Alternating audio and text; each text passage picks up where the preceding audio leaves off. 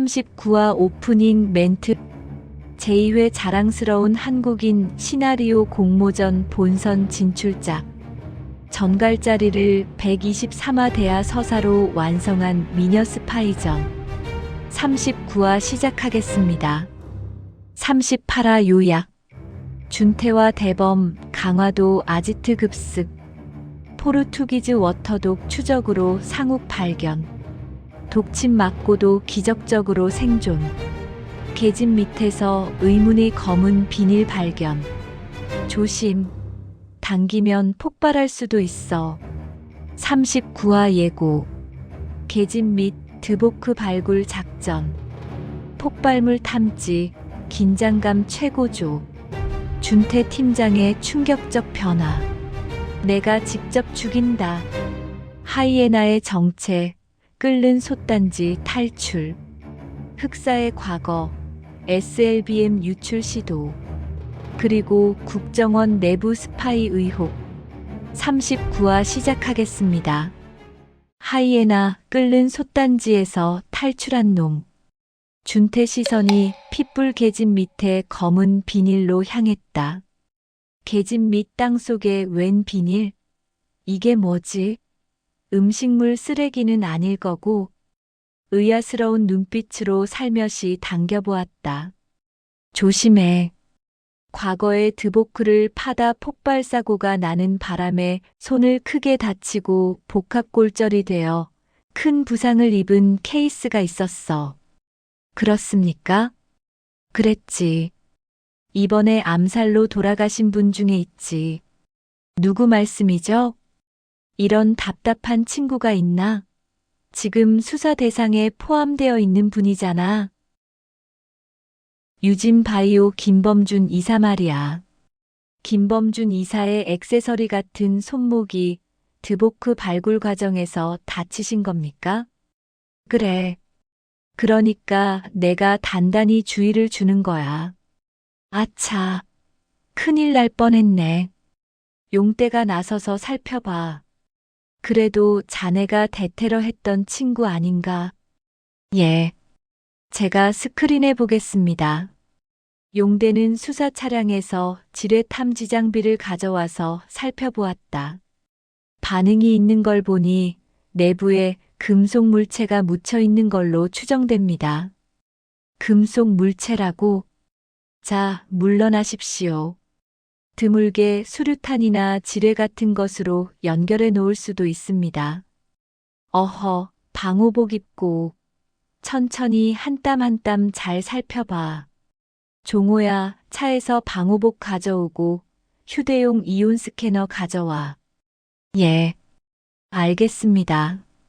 박스형 탑차에서 폭발물 처리 도구가 내려졌다. 무심코 건드리면 폭발하도록 가는 철사나 눈에 보이지 않는 낚시줄로 연결하는 경우가 있습니다. 요원들 긴장 모드로 숨을 죽이고 살펴보고 있었다. 이은하 요원도 이런 경우는 처음이라 바짝 긴장하는 표정이었다.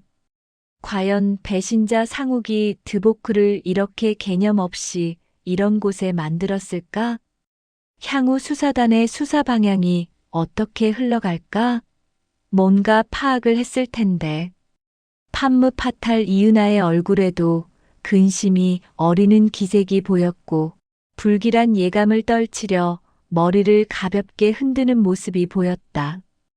혹여 터지면 폭발음과 함께 누군가는 심한 부상을 입을 수도 있었다.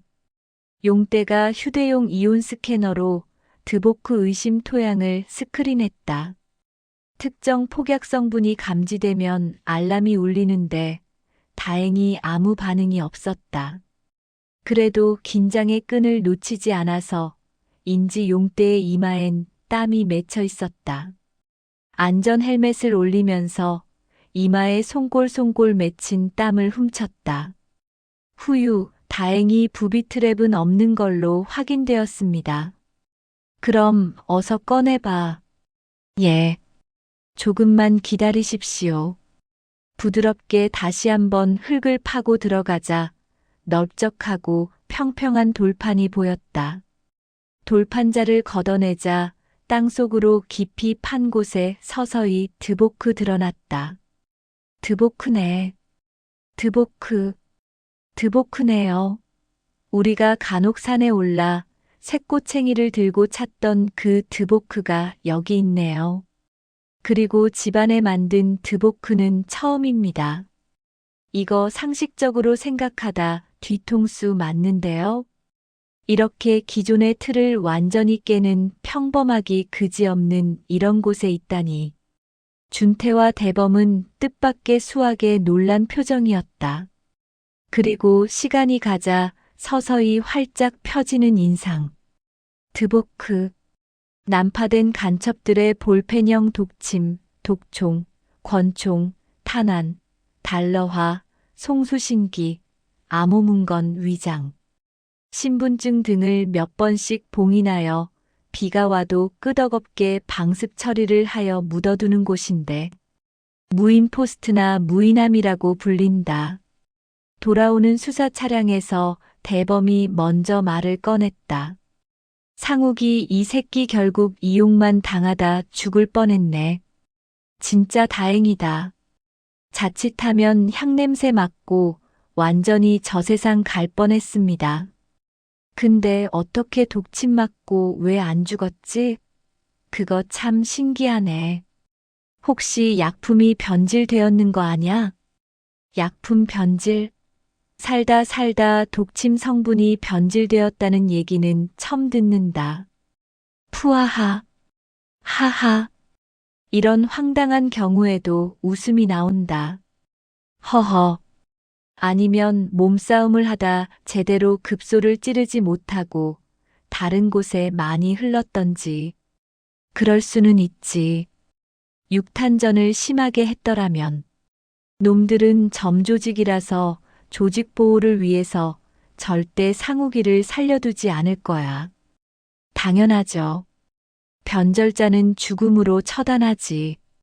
이거 역시 살인 기계 하이에나 짓이겠지?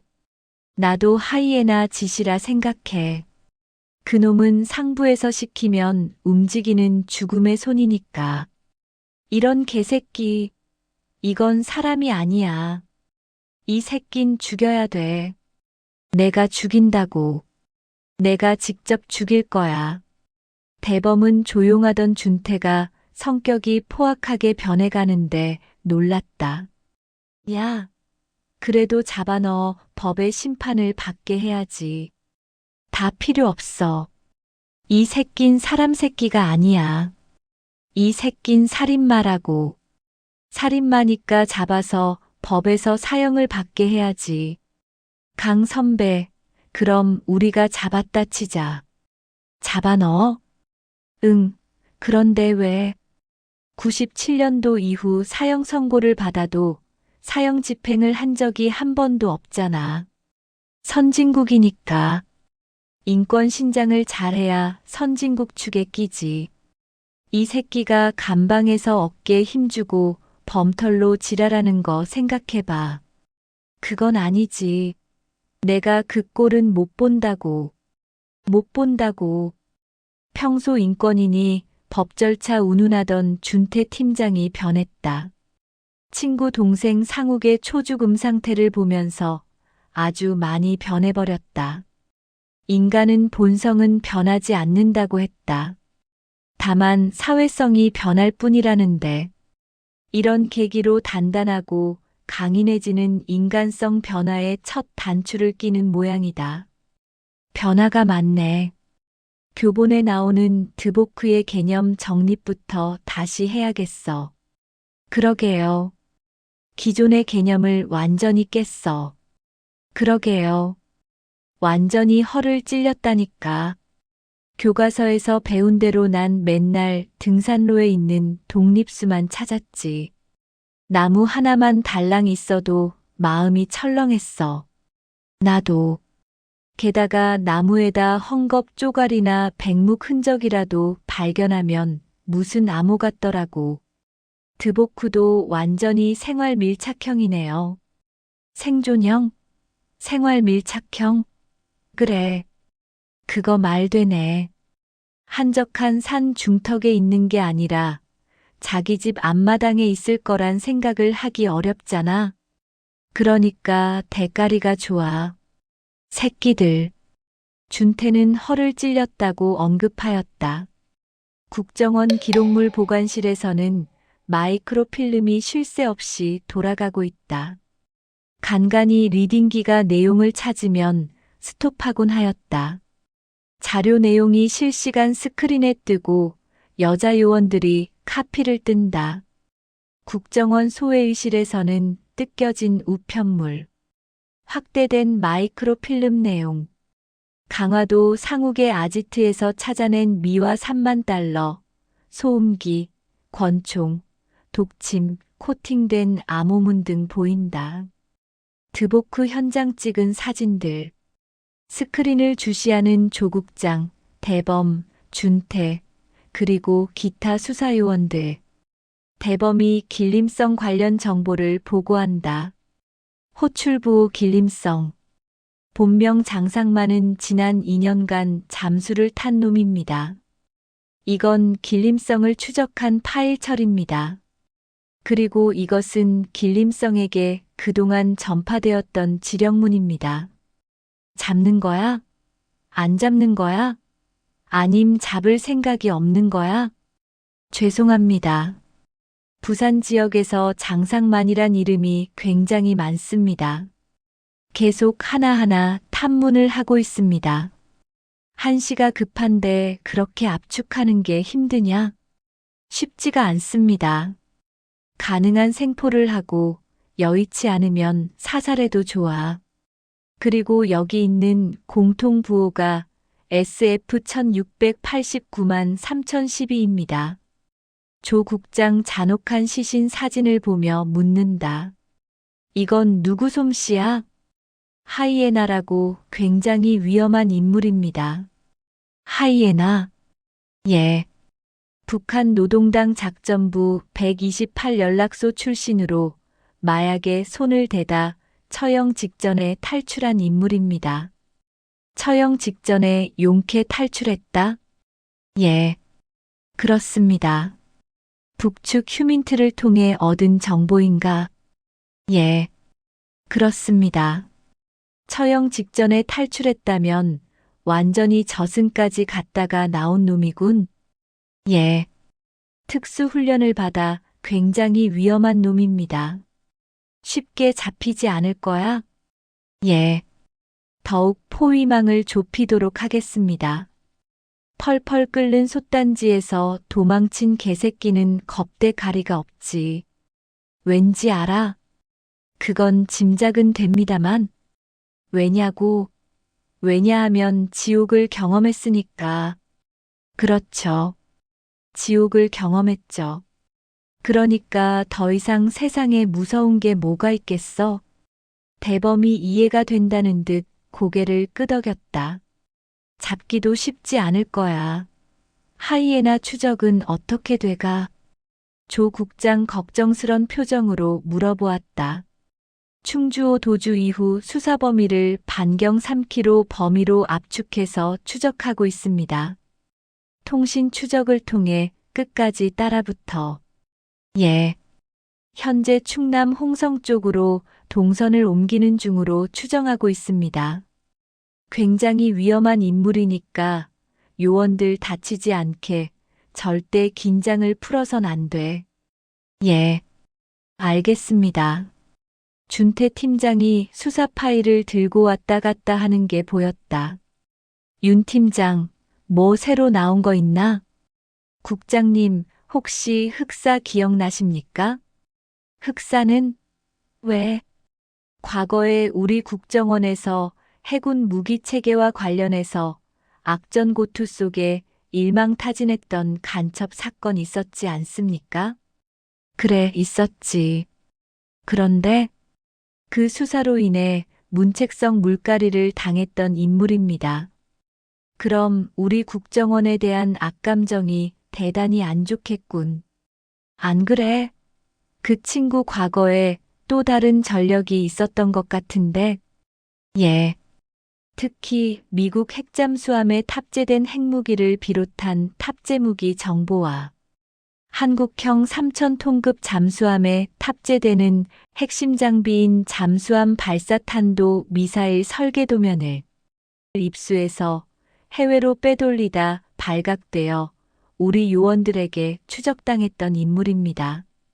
조 국장은 강하게 머리를 끄덕이는데 표정에서 어두움이 엿보였다. 그래, 맞아. 대단히 심각하고 엄청난 파국을 몰고 올 사건이었지. 간이 철렁 내려앉을 사건이었잖습니까? 생각을 해봐.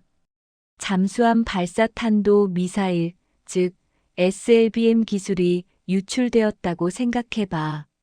생각하기도 끔찍합니다. 소름이 팍 생기는데요. 국가 안위에 엄청난 타격을 줄 수 있을 거야. 지금도 70대가 넘는 북한 잠수함 동선을 추적하는 것도 만만치 않은데 한 발 더 나아가 2,000톤급 이상 잠수함에 억지로 SLBM을 장착한다고 생각을 해보게. 정찰 위성으로 지켜본다고는 하지만 모든 걸 커버하기가 힘듭니다. 힘들지.